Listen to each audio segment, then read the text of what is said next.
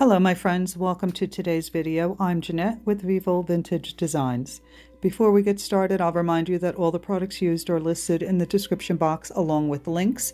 If you don't see the list, just click on Show More or the little arrow pointing downward and it will expand. If you have any questions regarding any of the products that you see me use here or the techniques you see me use in this video, please leave it in the comments. I read every single comment and I'm always happy to answer questions or help in any way that I can. So for this flower, excuse me, I wanted to create something light and airy because the weather here in New Jersey is just horrible today. The roads are icy, everything is a sheet of ice, and it's just very gray and gloomy. So I wanted to create a light colored flower just to maybe lift my spirits a little bit. It's very gloomy. So I thought I would use some very light colors. They don't have a lot of pigment, so I chose salmon and sherbet pink. But I quickly found out that those colors don't have enough pigment to create the effect that I wanted.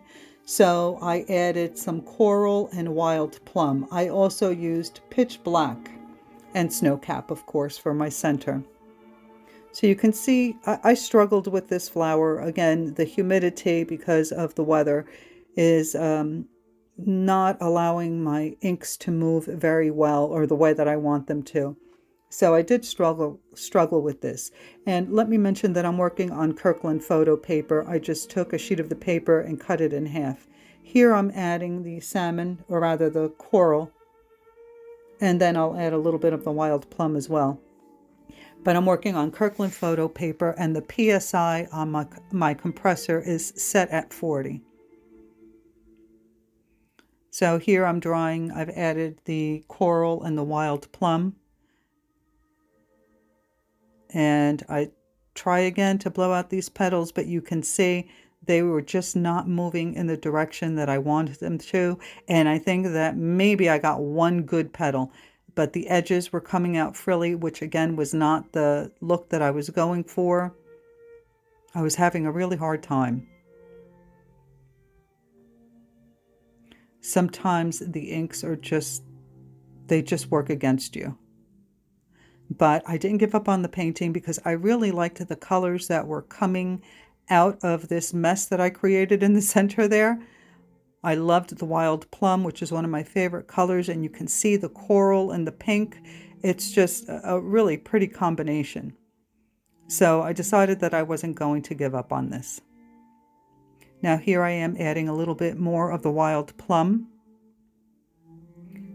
and the I keep saying salmon, but it's actually coral. And I'm using a micro brush to soften up those crispy little edges that I'm getting because of the humidity along the edge of that center. All right, so this is what I decided to do. These are the petals that I enjoy creating the most. And what I'm doing is putting down the drop of alcohol and I'm pushing the alcohol puddle out to the edge of the paper, right off the paper. And then I go back to the center and do the same thing back and forth. And I'm holding the airbrush at a very slight angle, but going back and forth and making sure that the alcohol is completely dry on the paper. It creates these beautiful petals that look like folded silk. And again, this is one of my favorite petals to create. And the humidity doesn't normally affect it too much. I am getting some frilly edges, but I don't mind those so much. You can see all these beautiful colors that are coming out. The coral, the pink, and the kind of purpley color. So pretty. So now I'm trying to create the base for my center. So I think I added a little bit of the wild plum to the center and then a little bit of the pitch black. And I'm going to now blow out some of that pitch black to create a little shadow closest to the center so that when I start doing the white for my center, it shows up nicely and it makes it look like the center is concaved or concave.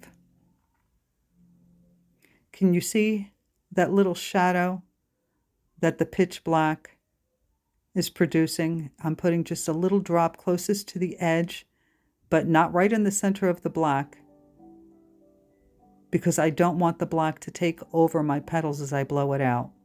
And I'm using the same technique as I did to create the petals.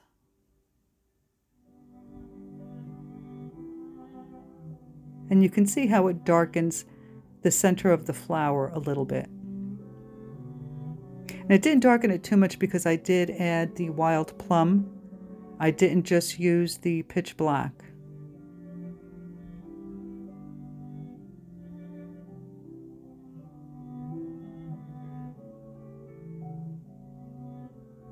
So I was really glad that I didn't give up on this flower, because it turned out really pretty, and I love the colors, as I mentioned before. And I find that sometimes when I get discouraged because it's not turning out the way that I like, but I continue to work with it, they turn out to be some of my favorite flowers. So here I'm using Snow Cap, and I'm drying it a little bit to make it a little bit more tacky. I don't like it when it's really runny. And I'm using a micro brush, and I'm creating a circle of dots around the outer edge of my center.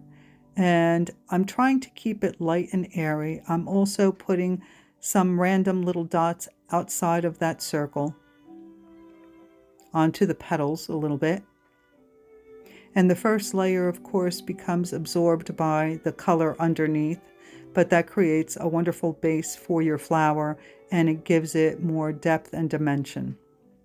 So I've dried that first layer, and now I'm adding my second layer. And I'm trying to keep this light and airy right at this moment. Then later on, you'll see that I add another layer, but I'll explain that to you when we get there.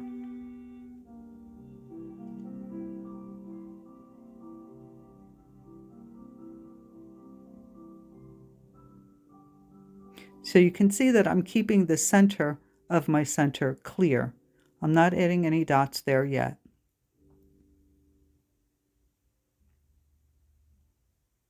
So now I'm starting in the center of my center. And I want the dots that I'm adding to be a little bit more dense in that area.